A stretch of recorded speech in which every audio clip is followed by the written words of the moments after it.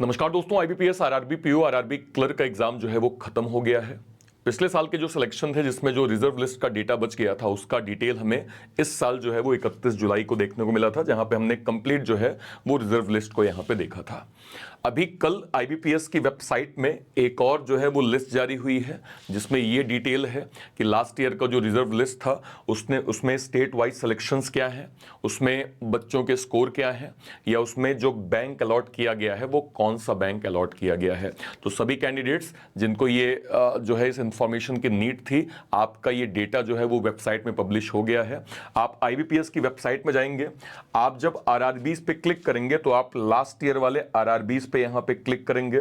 जैसे ही आप यहां पे क्लिक करेंगे तो आप देख सकते हैं कि आपको लेटेस्ट में एक डेटा देखने को मिल जाएगा जहां पे ऑफिस असिस्टेंट का भी आरएल यानी जो है वो रिजर्व लिस्ट आई है और ऑफिसर स्केल 1 की भी रिजर्व लिस्ट यहां पे जो है वो दिख रही है। सारे बच्चे मुझे कमेंट सेक्शन में ये बात जरूर बताएंगे कि आपको कौन सा बैंक अलॉट हुआ है और आपका स्कोर्स जो है वो लगभग यहां पे कितना रहा है। अब एक इंपॉर्टेंट चीज आपको मैं बता दूं, IBPS, RRB, PO, RRB clerk का जो कि एग्जाम यहां पे खत्म हो गया है। लगातार बच्चों के ये सवाल है कि सर इसका रिजल्ट जो है वो कब तक आएगा। इसका वीडियो मैंने पब्लिश कर दिया है, बट मैं फिर एक बार आपको रिमाइंडर देना चाहूंगा। रिजल्ट जो है वो रिजल्ट का वेट आप मत करिए। कारण ये है कि हमारे पास समय बहुत कम है। अगर आप ये सोचें कि चलो 10 तारीख तक, 8 तारीख तक, 6 तारीख तक अगर रिजल्ट आ भी जाता है तो आपके एग्जाम में फिर समय बहुत कम रहेगा। मतलब लगभग आप मानिए 15 से 20 दिन का समय रहेगा। तो इट्स बेटर कि आप मेंस की तैयारी अभी से करना स्टार्ट कर दीजिए।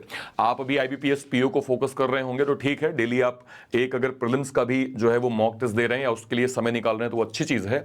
लेकिन साथ में अब आप मेंस को भी पढ़ना जो है वो स्टार्ट कर दीजिए। इसके लिए आपको क्या करना होगा, आप शुरू करिए करंट अफेयर से। करंट अफेयर सबसे इंपॉर्टेंट पार्ट होता है जिसको हम लोग गेम चेंजर पार्ट बोलते हैं। आप क्वांट और रीजनिंग के सेक्शनल मॉक को देना स्टार्ट करिए क्योंकि इसके हाई लेवल क्वेश्चंस पूछे जाते हैं। आप अगर लास्ट के 3 साल का डेटा देखेंगे तो आप देखेंगे कि कट ऑफ के नंबर काफी कम रहे हैं। इसका मतलब यह है कि पेपर का पैटर्न काफी हद तक जो है वो हमें टफ देखने को मिलता है।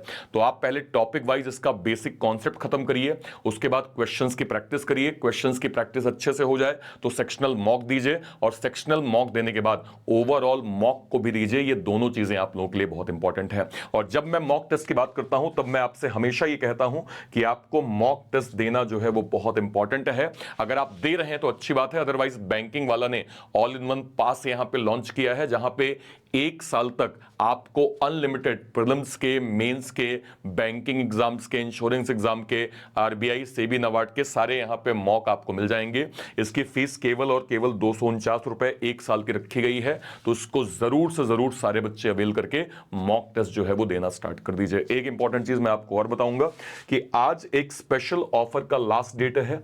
हमने बैंक महापैक में स्पेशल ऑफर दिया था और वो ऑफर क्या था, 1 साल तक जितने भी बैंकिंग और इंश्योरेंस के बैचेस, जो भी नोटिफिकेशन जो भी आएंगे, उन सभी की फीस जो है वो केवल और केवल 2399 रुपए होगी, जिसके साथ आपको all in one test series free of cost मिल जाएगी।